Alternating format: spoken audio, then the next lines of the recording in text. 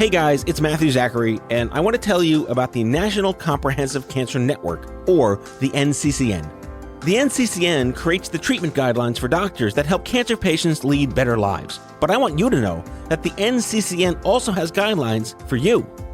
The patient guidelines were funded by the NCCN Foundation and were created just for people with cancer and their caregivers. They're free, they're easy to understand, and they're available right now for you, the patient and the caregiver. So go check them out at nccn.org/empower.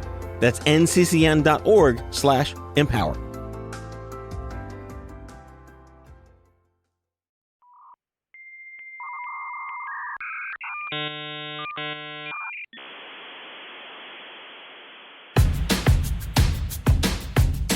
I'm as mad as hell, and I'm not gonna take this anymore! All right, we're back. Welcome to the show. Today, Mette Dhyrberg is the founder and CEO of MyMee, M-Y-M-E-E, MyMee. She's an economist turned diagnostician. I've never heard those words in that order, but you're going to find out what that means. She was, like most of us, misdiagnosed with something crappy for way too long and got just pissed off enough to do something about it, and is now like a great advocate paying it forward and helping people just like her. When the software engineer becomes the patient advocate, you get this extraordinarily new platform that identifies dietary and environmental factors that worsen autoimmune disease, and even more so, long-haul COVID symptoms. Recently, Mette led MyMee to acquire Breakthrough Health, the leading platform for multiple sclerosis. She's so damn smart and so damn amazing and so damn Dutch. You're going to fall in love with her. I know I did. So, without further ado, my conversation with Mette Dhyrberg.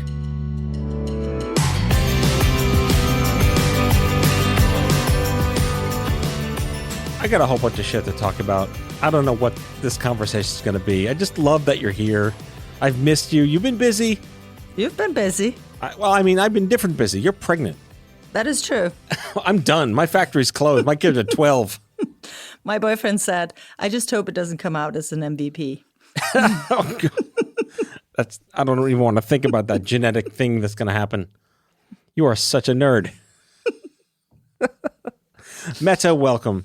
Thank you. Well, welcome back, but this is your first time here on the air. It's always great to see you, Matthew. Only this time the mic is on. That is true. And yet I was like, have you been on my show? You're like, no, but you've been in the room. That is true. So we're remedying all of that. Now, I'm grateful to see you because I think we met a year ago, a little more. Yeah, it's about a year. Well, we met again through this whole, I'm a startup guy now, and you're a startup person, and we both come from the shit happens medical background story, and we had so much in common, and yet it was different, but it's common. Yeah. Right? When healthcare lands on you and all this crap that you didn't ask for happens, and we're trying to do the right thing in the world. Yeah. And I love your mission because you're here to help people like you. Thank you. And yeah, I think when you're on these journeys that are really not entrepreneurial journeys to start, but personal journeys, it becomes intensely personal. And it also means that the determination, sort of the fire that you built with, comes out of that need yourself. And I think it makes it very relatable, especially for someone like you who's you've walked those shoes, right? Well, it's like the dopamine hit you never really asked for. Yeah. When you realize that you can actually help somebody that was to go through less shit than you went through, that's a nice dopamine hit. Yeah, no, it's true. When did you realize you could do that? So for me, my journey started 10 years ago. And oftentimes I'm a little annoyed at but you're such a strong Viking and you just did it. Because I was sick for a couple of decades where I was nowhere near empowered in my own life. But 10 years ago, my doctor's team told me they had great news and proceeded to tell me I wasn't going to die in the immediate future. And I had one question, which is, what are we going to do about my process? Little did I know that the answer would change the course of my life, because he said, we're happy with your numbers. And as an economist, it was just completely impossible to wrap my head around. And so I left the hospital that day and I started meticulously noting down my life, basically turning my life into numbers before there was such a thing as quantified self. And wait, jargon alert. What is quantified self? So quantified self was a movement started by Kevin Kelly and Gary Wolfe around the same time. And I became sort of like a family member over the first years of that movement because it really was about turning your life into numbers and learning from it and getting everybody to sort of, I want to almost say mobilize, but really to use technology to gain insights. At the time, in the beginning, it was a lot of tech nerds that love data, and the more data, the better. And so they were collecting enormous amounts of data on themselves. My quest was a little different because I was extremely focused on how to ask the right questions because I felt... You're a data person. I'm a data person, but I felt that the biggest problem was, to some extent, to figure out how do we get to a place where it becomes easier for people. And what I did was not easy. I basically put every single thing I did, whether it was bathroom breaks or foods or feelings or symptoms, into a massive Excel spreadsheet and built algorithms to decipher what was the causality between what I was doing and how my symptoms were reacting. And so I wanted it to be a lot easier for the next person. And so that was the quest we went on. So I think I know the answer to this question because like your breaking point was when they said you're fine, right? But just, I hate to paint broad brushes, but is it really fair to say there is no empathy in medicine in general, or you just get bad doctors or good doctors that just don't have that in their genes and they're really more mechanics? I think it's fair to say that when you overwork people, the bandwidth becomes sort of shorter. Mm-hmm. And at some point, if you've given a diagnosis 1,000 times, for a lot of people, it becomes a mechanic. I have a friend who just had a baby a month ago, and she said, well, we've changed the pediatrician X amount of times. And I said, oh, how did you know that you'd found the one that you wanted to go with? And she goes, oh, this one actually took my baby and paid attention to what was going on. And I thought to myself, what about all the other ones? Right. Yeah, like, who else have you been seeing? But it's an example, right, of such a small thing as taking the baby and saying, hey, can I feed her, to see what is actually the problem with her stomach? How is she reacting? And so I don't believe there's such a thing as bad doctors, but I do think that there is a system that's incentivizing people to run faster and faster. And in my own case with autoimmune disease, there really was no sort of like causality that was clear enough for doctors to give you good direction. Right. So they write it off as, but you're fine, get over it? I don't know if It's good enough. You're good enough. The thing is, with invisible diseases, it's oftentimes good enough, right? Because if you can't help somebody get to an answer, then it's almost like, what am I wasting my time on? Yeah. I think one of the things that I have, in hindsight, thought about a lot is that, many, many, many years ago, there was a very well-renowned doctor in the US who said there's no way the immune system would attack itself. Like, humans are perfection. There was no way we would have that flaw built in. Right. Famous last words. Exactly. So for decades, we didn't do any research into autoimmunity. And I think if we had thought of autoimmune disease the same way we do cancer earlier, like you have prostate cancer, I have breast cancer, but if we told our families we had cancer, nobody would be in doubt that it was the same mechanism. With autoimmune disease, we've talked about it like where in the body was the most essential thing. Mm-hmm. It's not really that different from cancer. If I have breast cancer and I don't go to my doctor for 7 years, it's likely to spread. And you could still get misdiagnosed with cancer, especially younger people, right? 100%. I had someone on the show a couple of weeks ago who started having like weird symptoms at 17 years old. And 10 years later, she was diagnosed with something called Ehlers-Danlos. Ehlers-Danlos. Yeah, I think I said that correct. You said it better than I did. And like, I always tried to top you. Succeed. Well done. And just the idea of having to, and I'm talking about myself in a sense because I was misdiagnosed for a year, but just the idea of feeling so defeated. And it's not like they can have empathy and say, all right, we're going to figure this out together. It's like, it's all in your head. Go get some mental health counseling. Doesn't really help. I did. I seeked out. I was undiagnosed for 7 years, and I went to see a psychiatrist hoping for hypochondriac because, as you can imagine, the the economist in me just wanted 2 lines. I actually didn't really care what the end result was. You needed like a number at the end of the equal sign. Yeah, I just needed some sort of explanation, and it's all in your head and you're crazy. Just didn't feel like that would really be my end goal, right? I could see the TV ads now. Are you crazy? Take these pills. Well, there's probably a pill for it today. There is, probably is. What got you into economistness? What was? I can't speak words. Like what is it? You're an economist, right? Yeah. You study the economy. Do you study economy or you study the economy? So I guess growing up, I was a numbers girl. Like I was always obsessed with numbers. When I was a little kid sitting in the back of the car, other kids are like writing down the number plates, and I was sort of multiplying the number plates. And like I've always liked numbers, and it was sort of a place where I felt safe.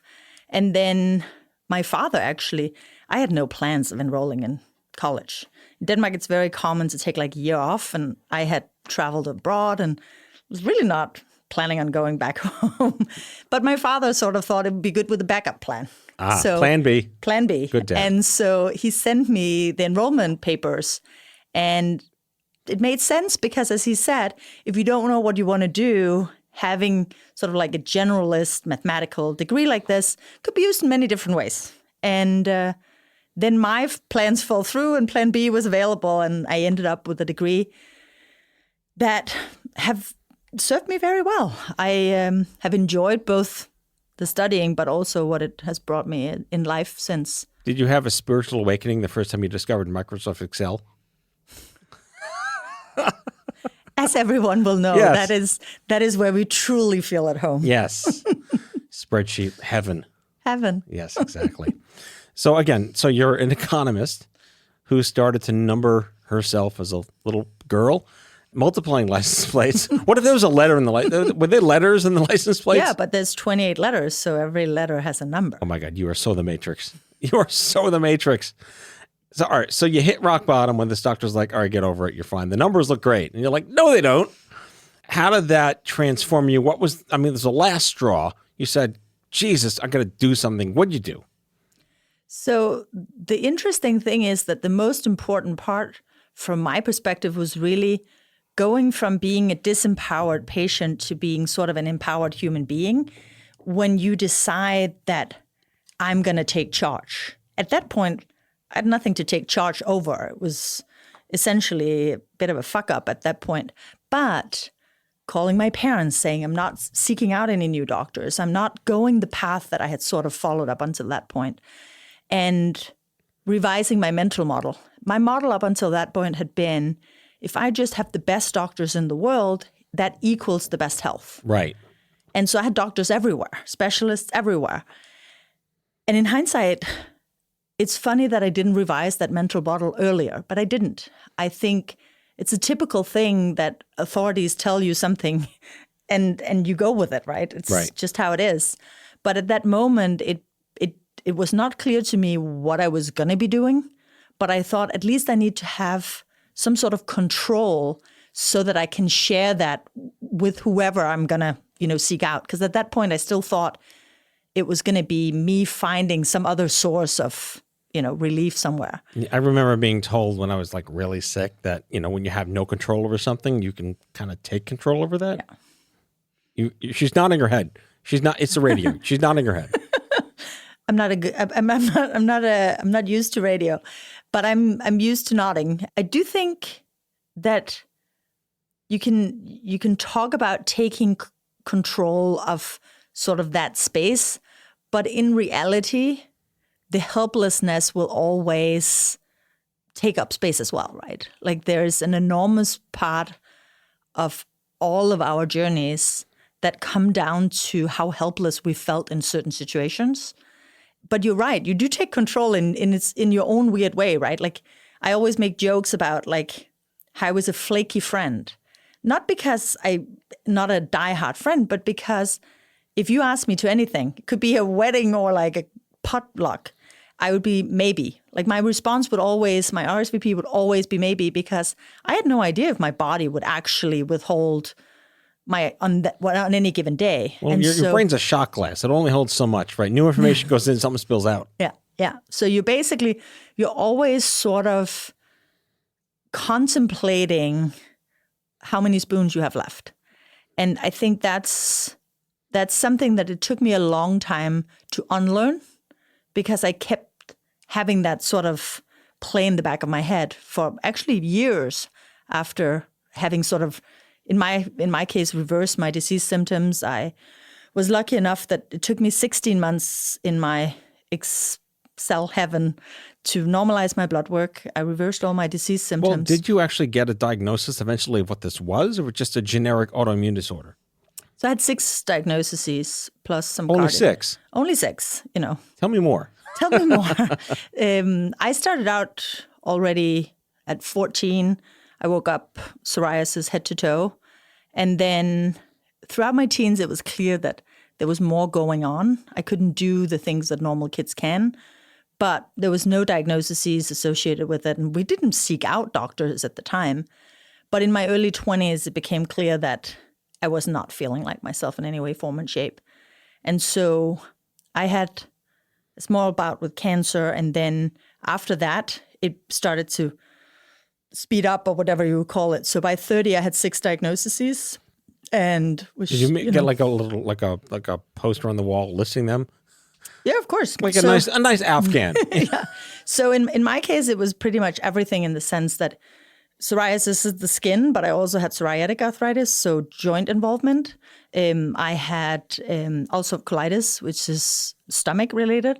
I had, depending on when it was, but most of the time, Hashimoto's. But I had both hyper and hypo for a long time before I got that diagnosis. You were a catch. And the funny thing is, years after, like in therapy, probably 10 years after, someone said, "Why are you single?" And I looked at her like she was the idiot. And I said, "Why would anyone have me?" And she goes, "What are you talking about?" And I said, "I'm damaged goods." But you look great. But you look great.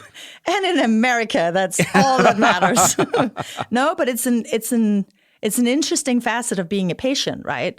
I just spoke to a dear girlfriend today who just had sort of a relapse in her RA. And she said that being in a new relationship, that had been the hardest part for her, to sort of actually let him in on bad days, what that looks like. Wow, that's powerful. Before we go to break, I saw something on your LinkedIn that I don't remember looking at before when I was stalking you clearly before the show. You were a trade officer for the Royal Danish Consulate General in Los Angeles. What is that? I got to know.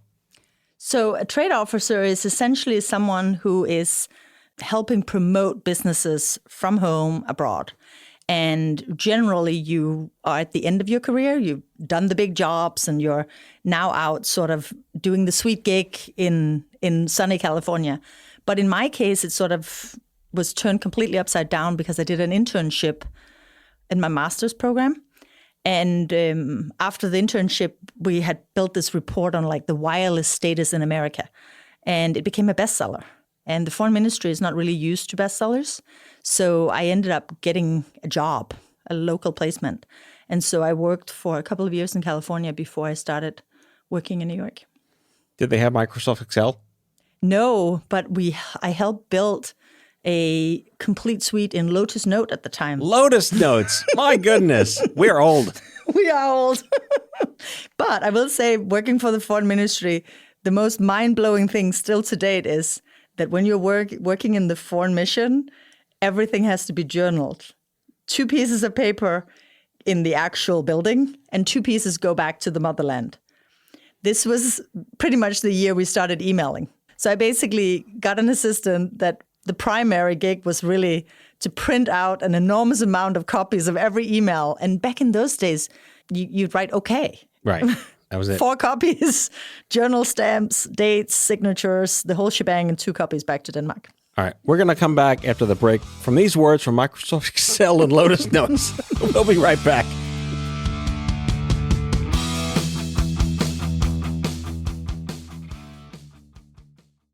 You don't ride an elevator for the music or pick an airline for the movies. So when it comes to audio entertainment, it makes sense to choose Audible. It's the home for stories told by the biggest stars like Ethan Hawke, Kerry Washington, and Kevin Hart. It's home to epic adventures, chilling mysteries, and can't-miss comedies. Audible is the home of storytelling. Let your imagination soar with audiobooks, podcasts, and originals. Let Audible help you discover new ways to laugh, be inspired, or be entertained. New members can try it free for 30 days. Visit audible.com/listening or text listening to 500-500. That's audible.com/listening or text listening to 500-500 to try Audible free for 30 days. Audible.com/listening. That's another sale on Shopify, the platform trusted by millions of entrepreneurs to create their online store and so much more. Shopify makes it simple to sell to anyone from anywhere. With Shopify, you'll customize your online store to your brand, discover new customers, and build the relationships that will keep them coming back. Shopify covers all the sales channels to successfully grow your business. From an in-person POS system to an all-in-one e-commerce platform, even across social media platforms like TikTok, Facebook, and Instagram. And thanks to 24/7 support and free on-demand business courses, Shopify is here to help you succeed every step of the way. It's how every minute new sellers around the world make their first sale with Shopify. And you can too.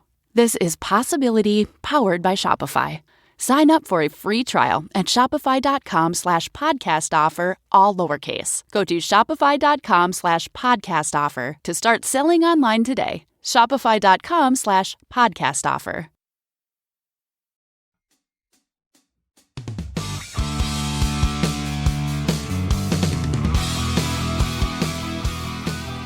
Let's get to the gist of why you're here, which is obviously because, we love each other and we love to see each other.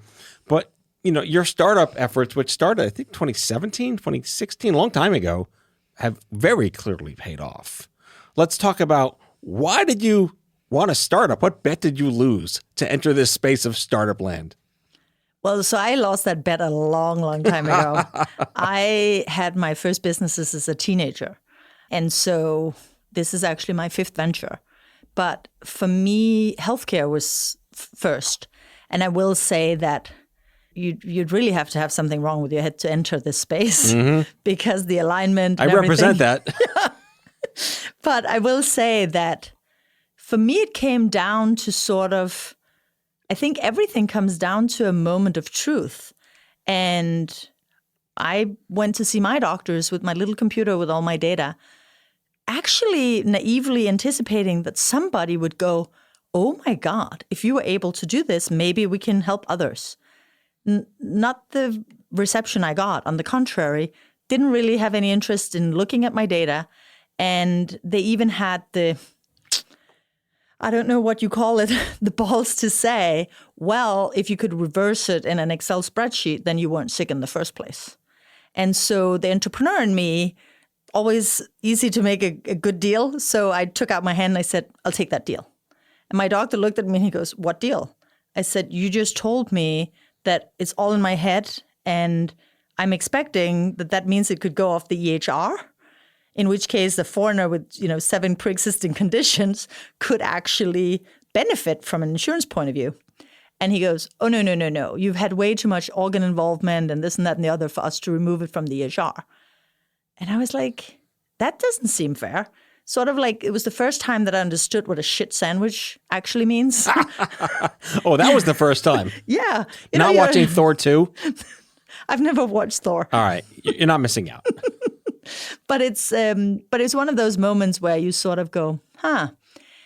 And then I sort of got pissed.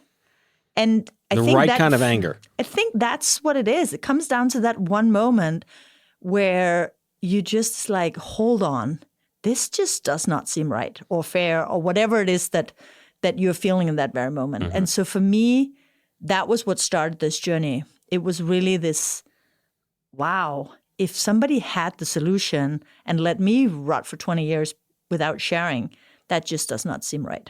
Yeah, because how many other women or men or human beings are dealing with this invisible illness, not getting taken seriously and realize that they could do something for themselves that, your body is still carbon and nitrogen and oxygen and all these things. And it's possible that if you take care of yourself and do different things and maybe not eat Twinkies, not a sponsor, Twinkies not a sponsor, you could reverse a couple of things. We're not curing anything. We're just making your body operate the way it's naturally supposed to. Yeah. And I think that's the big thing for me is, I said to someone recently, infertility can be just as much of a sign of autoimmune disease as a lot of other things. And she goes, those two are not related. And I said, well, we don't know yet, right? And I think a lot of times in medicine or in science in general, we only want to talk about the things we know. But there's so much we're learning about the body on a daily basis, especially now during COVID. It's been sort of revelation time, right? Right. And I think that's what's intriguing to me about healthcare is that, like, I remember growing up, oftentimes a kid came to school with like a little line on their right pelvis, and it was like, yeah, I had my appendix taken out over the weekend. At the time, we were like, yeah, you don't really need it. Half the people had it taken out, right? Yeah. And now I know that if you're one of those kids with that little scar on your hip, you're 85% more likely to come see me. And it became very clear to me that we had this notion of things we don't understand what is. Well, hey, we take it out of a couple people. If they don't seem like they're going to fold, then it probably doesn't matter. Right. And then there's that whole 10,000 years of life before allopathic medicine. Exactly. That it's been there.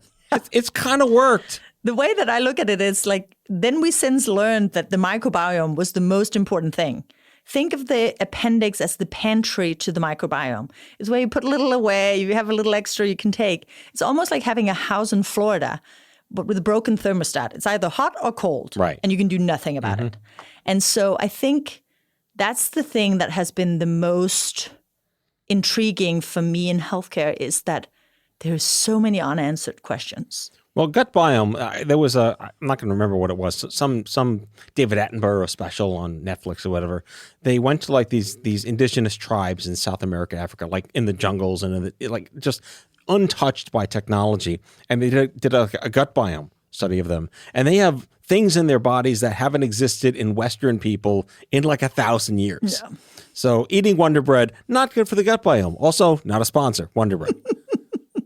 But I think that's the whole point, right? Is like 20 years from now, you and me will be going there. Right. That's going to be our travel in the future. I know. We're not going to go and try and see if we can buy shit somewhere else in the world. It'll be the same stuff everywhere. Right. We are literally going to be chasing health.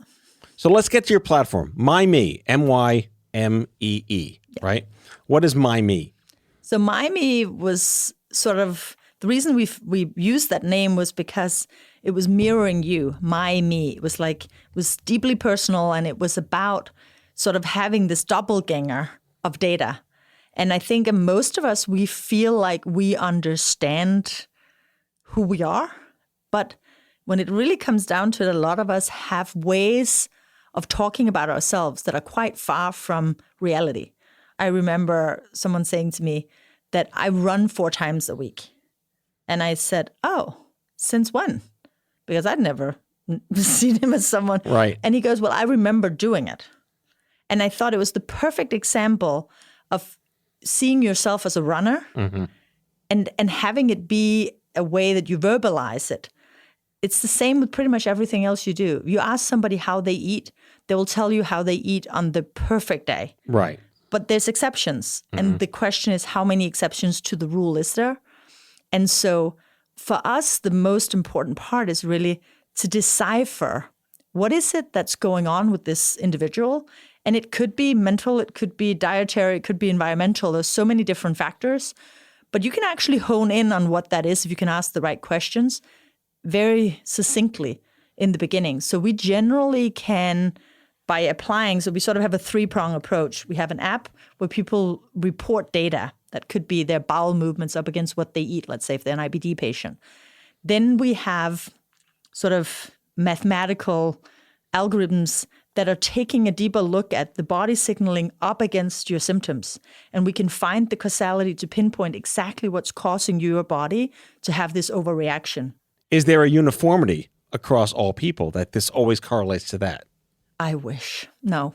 That's unfortunately the one thing about autoimmune disease is that there's no one size fits all. But what we are seeing is that new patterns are emerging. So maybe when we take 50 lupus patients, very rarely do we have anything but 50 different interventions. But we're starting to see that the tail matters, for example. And by tail, I mean, if people came in with respiratory childhood stuff, they're more likely to have the same triggers, or you came in from a digestive path, or you came in from a cancerous fibroid mass. Or you came in from living next to a landfill. Those Like typically me. seems to... Thank you, Staten Island. My school growing up was built on an old garbage lot. Wow, we've With literally... with asbestos ceilings, just to like finish it off. I think you win this loud. But yeah, Staten Island was like the country's largest landfill for like 50 years growing. And I, right there, hi, landfill, growing up. Nothing to see here. I had headaches every day as a child. And we talked about it, especially after I got sick and stuff. And my parents said, but it was funny because we never really thought about it. Right. It was just a part of how things were. So this is really all like the jargon of social determinants of health in a sense, right? Which is like the shit you're born into versus the shit that happens to you becomes the shit that happens to you. Yeah. Yeah. So you're trying to untangle all of that and find these patterns. What have you, any one conclusive, this is that? I mean, I know it's kind of like N of one for different people, but have you figured out if you're born in Los Angeles breathing smog, you're going to get rheumatoid arthritis? Is there anything of that direct corollary? So like, for example, if you're born in my city in Denmark, you have over 80% higher chance of having a thyroid issue than anywhere else in Denmark. Why is that? So, the landfill? we actually think it's an ion thing, but there's no solution yet. And I think that's a big part of MyMee is we don't care so much about the solution. I believe true innovation comes from observing something, being able to replicate it, and then maybe a decade or two, someone will find the actual answer for why it is. Basically science.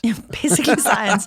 But I think for us, if I can take somebody out of a wheelchair by taking broccoli and cauliflower off them, or in my own case, I was barely able to walk up a flight of stairs at 27, and here I am. All I've done is take out chicken. So it's like these triggers. But how did you identify that it was specifically chicken? Did you just like go off chicken for a month or go off beef for a month? And So my thing was actually, I didn't really know what I was doing at the time. So my thing was more that I noticed I was feeling a lot better when I was eating a lot of beef. So I just started eating the beef around the clock. At some point, it became clear that probably wasn't the best model either.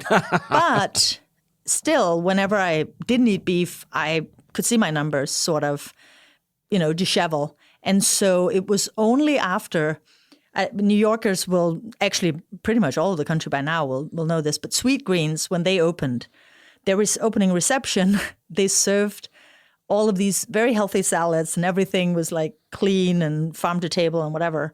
And I had to leave because my stomach was not happy. But I had all the ingredients and I went home and I put them in my Excel spreadsheet and it became clear that I had overlooked pretty much the most important thing, which was it wasn't that beef was good for me. It is when I eat beef, I don't eat chicken. oh, wow. So it was an aha moment more than anything for myself. But of course, that fed into the theory that we then built the company on. Right. So again, so that's the model by which your AI, your meta-based AI. Yeah. And so what we do, lastly, just to finish, so we have people use phones to record things. We find causalities. And then we take those machine insights and hand them over to our clinical care team. And those health coaches then take your hand and help you through essentially turning these insights into behavior change. So there's human-to-human interactions, Yes. and there's an app, and there's AI. Yeah. So it's a very comprehensive ecosystem. Yeah. Well, you call it AI, we call it data analytics. I think most companies, they brag that they have AI, but a lot of companies don't have enough data to do it in a true form. Well, you're not speaking to like a browser saying, show me a picture of Obama as a chicken, right? And it makes a picture of that's creepy AI. All right. We'll probably get there sooner. Data analytics. Okay, fine. I've been course corrected. So just again, like this whole idea of what are the things you can prevent? Don't eat chicken. But what are the things you can't prevent? Living near a dumpster, living with smog. Like I'm reading here that there are environmental factors. What are the ones you can and can't control? If you live off $800 and therefore is unable to move away from a home that mold infested, that is a hard escape. And so in those cases, we actually help people try and live under these less than perfect circumstances by the use of, let's say, activated charcoal and other remedies. But the reality is obviously is always to aim for removal of severe triggers. All right, one more question, because I was reading, I was going to retweet, you re-LinkedIn an article from MIT Tech Review that the quest to show that biological sex matters in the immune system. I can imagine this opens up a whole floodgate of conversations and opinions. It does, but not for people who've been in it, because we've always known it. Right. There's I mean, it's not a gender issue, but it's kind of a gender issue. It is. The interesting thing is that we've always had this issue. It's just now it's been proven out. If you think about it, how many drugs, like I took drugs in my time where they were only tested on men, because if you tested them on women, it would be impossible because of the hormonal changes. Right. But we still gave them to women and men. And, you know, that's just sort of how we've done things. I think for autoimmune disease, you didn't have to be a detective, because over 80% of people with one autoimmune disease are women. And if you're looking at multifactorial, that goes up to 90%. So this is pure biology. Yeah. So did I luck out with just the cancer? I'm kidding. I'm totally kidding. I didn't luck out. Well, we're starting to see certain autoimmune diseases, particularly now with the COVID infection, actually hit disproportionately men, like ankylosing spondylitis, for example. Right. Then you can question yourself whether, is that actually true? Because we've just now also, as a part of this whole science experiment called life, figured out that women don't show ankylosing spondylitis in their MRIs the way men do. So it could be that even though they actually display the same symptoms, it just takes a lot longer because they don't sort of have the test results to prove it. All right, last question. You can't eat chicken. Can you eat eggs? So it's a question I've had quite a lot. I don't eat a ton of eggs, but I can easily eat eggs. They don't make you break out in hives and triple your size and your hair falls out. No. Okay. But they're always organic. They're always, farm raised yeah. and everything else. All the fancy bougie stuff we need. Yeah. I am a New Yorker. Hey, tried and true. A Viking goddess right here in New York. Mette Dhyrberg is the founder and CEO of MyMee. And I'm going to just christen you as the senior femtech badass of OffScrip Health. Oh, thank you. Thank you for joining me on Out of Patience. Thank you so much, Matt.